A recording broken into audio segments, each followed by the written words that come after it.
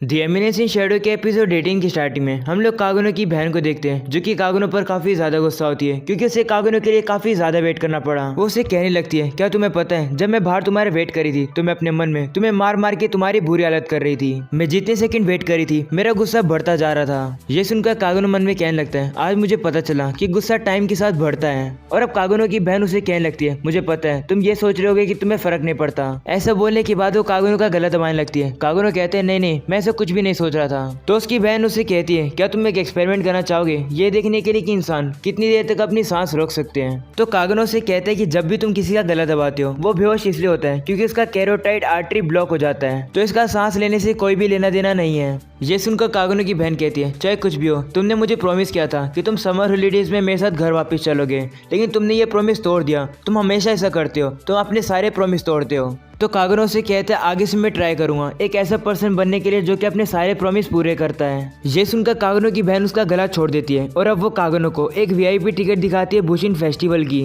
और कहती है, ये मिलना काफी ज्यादा मुश्किल है और ये मैं तुम्हें दे रही हूँ ताकि तुम वहाँ पर आकर फाइट को देखकर कुछ सीख सको। तो कागुनो से कहते हैं कि तुम तो बुशिन फेस्टिवल में पार्टी नहीं लेने वाली थी।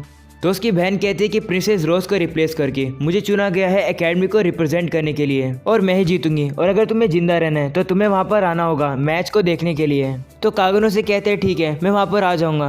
और अब अगले सीन में हम लोग एक लड़की को देखते हैं जो कि अलेक्सिया को बताती है कि नात्सुमे अब्रॉड चली गई है कुछ रिसर्च करने के लिए। वहीं अलेक्सिया को टेबल पर एक लिफाफा मिलता है जिसके अंदर ओरियाना किंगडम के एंटरप्राइज और ऑर्गेनाइजेशन के बारे में कुछ इन्फॉर्मेशन है। ये देखकर अलेक्सिया कहती है कि नात्सुमे काफी ज्यादा अच्छी है, वो मुझे इतनी सारी इन्फॉर्मेशन दे रही है, लेकिन फिर वो कहती है मैं नहीं चाहती कि कोई मेरे ऊपर दया करे। ऐसा बोलने के बाद वो वहां से चली जाती है। वहीं हम लोग देखते हैं बुशिन फेस्टिवल अब शुरू होने वाला है, जहां पर कागुनो अपनी टिकट देकर रिजर्व सीटिंग पर पहुंचता है, जहां पर उसे पता लगता है नॉर्मल सीटिंग एरिया नहीं है बल्कि ये तो एक हाइपर वीआईपी सीटिंग एरिया है। और अब वो अपनी सीट पर बैठने जा रहा होता है, तभी उसे पता लगता है कि उसकी सीट के साइड में तो आयरिस बैठी होती है। आयरिस कागुनो से कहने लगती है, तुम कौन हो? तो कागुनो से थोड़े मैनर दिखाते हुए कहते हैं, मेरा नाम सीट कागुनो है और मुझे लगता है मैं गलत सीट पर आ गया। ऐसा बोलने के बाद वो वहां से जाने लगता है, लेकिन आयरिस उसे रोकती है और कहती, तुम कागुनो, तुम इसका मतलब क्लेयर के छोटे भाई हो? तो कागुनो पीछे मुड़ता है और उसे कहता है, आप मेरी बहन को जानते हो? तो वो कहती, हाँ जब वो नाइट को ऑब्जर्व करने आती है तो मैं उसे कई बार मिली हूँ और मैं सोच रही हूँ कि जैसे वो ग्रेजुएट होए तब मैं क्लेयर को अपने पर्सनल ऑर्डर में रखूंगी। और वो कागुनो से कहती कि क्लेयर ने ही तुम्हें टिकट दी होगी, तुम बिल्कुल सही सीट पर आए हो। और अब कागुनो सीट पर बैठ जाता है, जहां पर आयरिस कागुनो से माफी मांगने लगती है ज़ीनोन के इंसिडेंट के लिए। आयरिस कागुनो से माफी मांग रही है, ये देखकर सभी लोग शॉक हो जाते हैं। तो कागुनो भी इसकी सॉरी को एक्सेप्ट कर लेता है और अब वो मन में कहने लगता है, मेरे साइड में एक नेम्ड कैरेक्टर बैठी है जो कि मुझसे माफी मांग रही है, इस तरीके से तो मेरा बैकग्राउंड कैरेक्टर खराब हो जाएगा। और अब आयरिस कागुनो से कहती है, मैं दुआ करती हूँ कि इस इंसिडेंट की वजह से तुम्हारी और एलेक्सिया की दोस्ती खराब नहीं हुई होगी। तो कागुनो कहते हैं, मुझे नहीं पता कि हमारे बीच में दोस्ती थी या फिर नहीं, मैं तो बस उसके फेंके हुए कॉइन को उठाया करता था एक डॉग की तरह। ये सुनकर आयरिस को कुछ समझ नहीं आता है। वो कहने लगती है, आज एलेक्सिया वैसे आने तो वाली थी लेकिन उसने अचानक से डिसाइड किया कि वो नहीं आएगी। तभी आयरिस की साइड में बैठी हुई लड़की आयरिस से कहती है, इस साल के कंपटीशन में आपकी किस पर नजर है, यानी इस साल कौन जीत सकता है? जिस पर आयरिस कहती है कि मेन टूर्नामेंट में पार्ट लेने वाले सारे कॉम्पिटिटर ही काफी ज्यादा अच्छे हैं, लेकिन अगर मुझे एक को चुनना हो तो मैं एनारोस को चुनूंगी जो कि वेजेल्टा 7 ब्लेड्स की फॉर्मर मेंबर है और वो यहाँ पर पहली बार कम्पीट कर रही है। ये सुनकर वो लड़की कहती है, हाँ मैंने भी उसके मैचेस देखे, वो काफी ज्यादा इंप्रेसिव है। और अब उनके साइड में बैठा वो बंदा कहने लगता है, चाहे वो कितनी भी ज्यादा इंप्रेसिव हो, जीतेगी तो प्रिंसेस आयरिस ही। और अब वो कहता है कि उस इंसिडेंट के बाद से रॉयल बुशिन थोड़ा अनपॉपुलर हो गया था, लेकिन आयरिस अगर इस बार जीत गई तो ये वापस से पॉपुलर हो सकता है। ये सुनकर वो लड़की उस लड़के को बीच में रोक देती है और कहती है, तुम प्रिंसेस आयरिस को इस तरीके से प्रेशर नहीं दे सकते हो। ये सुनकर आयरिस कहते हैं, नहीं ये ठीक है, मैं खुद इस टूर्नामेंट को जीतना चाहती हूँ, मुझे पता है रॉयल बुशिन और हमारे किंगडम की किस्मत मुझ पर डिपेंड करती है। तभी कागुनो लोगों से कहने लगता है कि इस फेस्टिवल में एक और अच्छा फाइटर है जो कि एनारोस का अगला अपोनेंट होने वाला है, उसका नाम मुंडेन मन है। ये सुनकर आयरिस कहती है, मैंने अभी तक उसके कोई मैचेस नहीं देखे इसलिए मुझे नहीं पता वो कैसा है। तभी साइड में बैठी हुई लड़की कहती है, मैंने उसे देखा है, उसकी खूबी यह है कि वो काफी ज्यादा फास्ट है, लेकिन उसकी कमी यह है कि उसका स्टांस काफी ज्यादा अजीब है। तभी साइड में बैठा हुआ लड़का कहता है, उसमें लड़ने लायक कुछ भी नहीं है, उसके पास सिर्फ लक है, उसके पास असली कोई स्किल है ही नहीं। ये सुनकर कागुनो खुश होता है, वो कहने लगता है, फाइनली मैंने मुंडेन की एक परफेक्ट रेपुटेशन बना दी। तभी आयरिस कहने लगती है कि एक और पर्सन है जो कि काफी ज्यादा इंप्रेसिव है, लेकिन वो टूर्नामेंट में पार्टिसिपेट नहीं कर रही है। वो एक एल्फ स्वॉर्ड मास्टर है जिसे वॉर गॉडेस कहा जाता है। आयरिस बताती है कि वो बुशिन फेस्टिवल की पहली चैंपियन है और वो इस समय इसी कैपिटल में है। ये सुनकर वो लड़का कहता है, वो वाली एल्फ, वो तो काफी सालों से किसी के सामने आई नहीं है। तो आयरिस कहते हैं कि मेन टूर्नामेंट के सारे वॉरियर ये जानना चाहते हैं कि बेट्रिक्स क्या करने वाली है। ये सुनकर कागुनो शॉक हो जाता है कि आयरिस उस एल्फ की बात करे जिससे कागुनो मिला था। कागनो कहने लगता है मुझे ये तो पता था कि वो स्ट्रांग है, लेकिन ये नहीं पता था कि वो इतनी फेमस है। और अब हम लोग देखते हैं कागनो वहाँ से बहाना बनाता हुआ चला जाता है। और अब कागनो जब जा रहा होता है तभी वो सेंस करता है कि आसपास कोई स्ट्रांग पर्सन है। और अब अचानक से उसके पीछे बियाट्रिक्स आ जाती है। उसे देखकर कागनो हैरान होने की एक्टिंग करता है। वो कागनो से पूछने लगती है क्या तुम मुझे इग्नोर करे थे, जिस पर कागनो कहता है नहीं तो। और अब बियाट्रिक्स उससे बार बार पूछती है, जिस पर कागनो बोलता है नहीं करा था मैं इग्नोर। और अब बियाट्रिक्स कागनो से पूछती है क्या तुमने अब मेरे जैसे दिखने वाली एल्फ को देखा है, जिस पर कागनो कहता है नहीं तो। ये सुनकर बियाट्रिक्स थोड़ी सोच में पड़ जाती है। और अब कागनो उसके पास बैग को देखकर कहता है इसमें क्या है, जिस पर वो कहती है मैंने कुछ ज्यादा बर्गर खरीद लिए। और अब वो कागनो को एक बर्गर दे देती है, जिसके रिटर्न में कागनो भी उसे एक बर्गर दे देता है। और अब बियाट्रिक्स उसका शुक्रिया करके वो लोग वहाँ से चले जाते हैं। और अब अगले सीन में हम लोग आयरिस को देखते हैं। उसके साइड में पर वैसे हटा के बैठता है। तो आयरिस उससे कहती है ये जगह स्टूडेंट की है, जिस पर वो कहते हैं कोई बात नहीं, यंग लोगों को काफ़ी चीज़ें सीखने को मिलेगी कि मैं किस तरीके से पब्लिक में तुम्हारे साथ बातें करता हूँ। ये सुनकर आयरिस उससे कहती है मुझे लगा था कि तुम्हारी शादी होने वाली है जल्द। तो पर्व कहता है कि मेरे और रोज़ के बीच में थोड़े से झगड़े हैं, लेकिन मुझे पक्का बिलीव है कि वो वापस मेरे पास ज़रूर आएगी। तो आयरिस उससे पूछती है क्या किंग नहीं आए, जिस पर वो कहते हैं नहीं, किसी कारण की वजह से वो यहाँ पर नहीं आ पाए, लेकिन कल वो ज़रूर आएंगे। ये सुनकर आयरिस कहती है क्या ही कोइंसिडेंट है, मेरे फादर भी कल से आएंगे इन फाइट को देखने के लिए।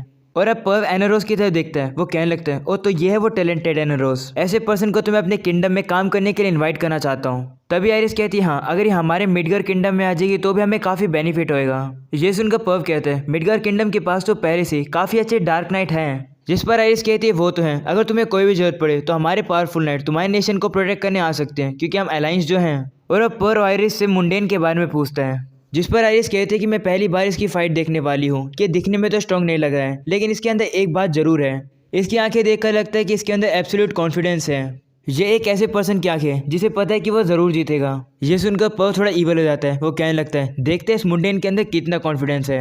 और अब हम लोग देखते हैं उन लोग की फाइट शुरू होने वाली होती है। एनरोस कहती है मुंडेन की ताकत उसकी स्पीड के अंदर है और इसने अभी तक अपनी पूरी पावर नहीं दिखाई है, और इसकी स्वॉर्ड टेक्निक और इसका स्टैंस काफी ज्यादा कमजोर है। और अब उनकी फाइट शुरू हो जाती है। एनरोस काफी तेज स्पीड में मुंडेन के पास पहुंच जाती है। वो कहती है अगर मैं इसको हिलने से रोक दूंगी तो ये मुझे हरा नहीं पाएगा। ऐसा बोलने के बाद वो मुंडेन के ऊपर हमला करती है, लेकिन मुंडेन उसके अटैक को रोक लेता है। और अब एनरोस कहती है मुझे पता था ये ऐसा ही करेगा, लेकिन मैं इसके ऊपर हमला करते रहूंगी इससे पहले कि इसे टाइम मिले तेजी से दौड़ने का। और अब एनरोस का अटैक जैसे लगने वाला होता है, मुंडेन वहां से गायब हो जाता है और उसके पीछे आ जाता है। वो कहने लगता है वो तो सिर्फ एक आफ्टर इमेज थी। और अब मुंडेन उसके ऊपर काफी तेजी से हमला करते हैं, जिसके कारण से वो हवा में उड़ जाती है। वो कहने लगती है मैंने जितना इमेजिन किया था ये उससे ज्यादा फास्ट है। और अब मुंडेन घूमता हुआ तलवार लाकर एनरोस के ऊपर हमला करते हैं, जिससे वो नीचे गिर जाती है। वो कहने लगती है अगर उसने थोड़ा सा मैजिक इस अटैक में लगाया होता तो मैं अभी मर जाती। और अब एनरोस मुंडेन से कहती है मैं एक्सेप्ट करती हूँ, तुम हर चीज में मुझसे ज्यादा अच्छे हो, तुम मुझसे ज्यादा स्ट्रॉन्ग हो, और अब मेरे पास एक ही ऑप्शन बचता है। और अब एनरोस एक जगह पर रुक जाती है। उसे देखकर पर्व कहने लगता है ये काउंटर अटैक करने वाली है, लगता है इसके पास और कोई भी चॉइस नहीं है। और अब मुंडेन जैसे काफी तेज स्पीड से एनरोस के ऊपर हमला करने वाला होता है। एनरोस एक काउंटर अटैक करती है, लेकिन मुंडेन उसके अटैक को डॉज कर लेता है और अब उसके ऊपर वो हमला करता है, जिसके कारण से वो एनरोस को हरा देता है। और अब वो वहां से जाने लगता है। उसे देखकर आयरिस कहते हैं मैंने एक्सपेक्ट नहीं किया था कि इतना ज्यादा स्ट्रांग होगा। बिलीव कर पाना मुश्किल है कि इसके बारे में किसी को भी कुछ नहीं पता है। वहीं पर्व कहने लगता है कि सबसे इंपॉर्टेंट बात तो ये है कि इसका जो स्टाइल था वो काफी ज्यादा ब्यूटीफुल था।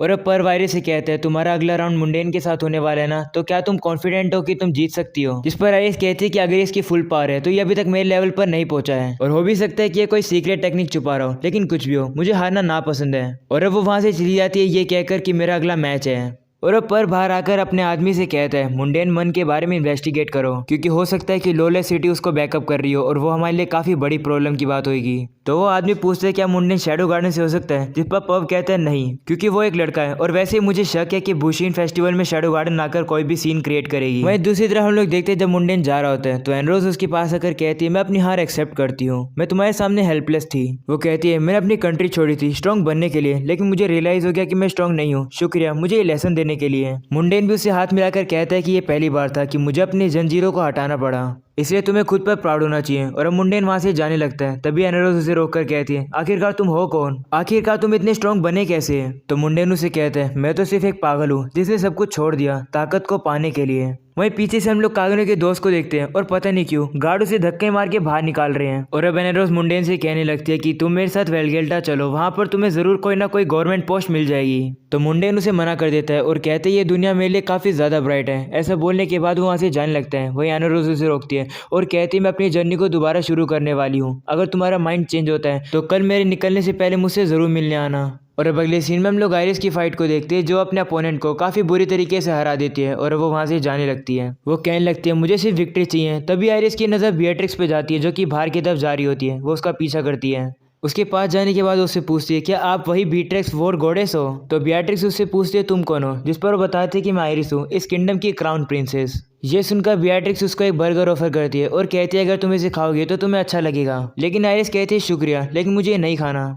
वहीं हम लोग कागुनो को देखते हैं। वो कहने लगता है सब कुछ बिल्कुल सही गया, मुझे अपनी स्किल दिखाने का मौका मिला जो कि मैं शैडो बनकर नहीं दिखा पाता हूँ। वो कहने लगता है मैंने 70% अपना बुशिन फेस्टिवल का गोल तो पूरा कर लिया, लेकिन अब मुझे ये डिसाइड करना है कि मैं प्रिंसेस आयरिस को किस तरीके से हराऊं। या तो मैं उसे हराऊं और एकदम गायब हो जाऊं और कहूं कि मेरा काम पूरा हो गया और सभी लोग सोचेंगे कि आखिरकार ये था कौन। या तो मैं एक ईवल रास्ते पे भी जा सकता हूँ, मैं सभी से कहूंगा कि मैं शैडो असैसिन हूँ, जो कि एक शैडो ऑर्गेनाइजेशन से आया है, और फिर सभी के बीच में बैटल अनाउंस कर दूँ। ये भी काफी ज्यादा इंटरेस्टिंग रहेगा।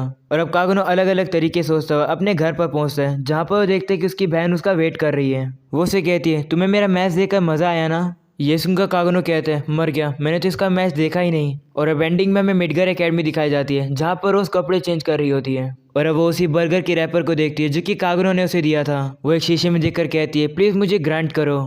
और इसी के साथ होता है ये एपिसोड खत्म। पसंद है तो लाइक करना, चैनल को जरूर सब्सक्राइब करना। मिलते हैं इसके नेक्स्ट एपिसोड में, तब तक के लिए पीस आउट।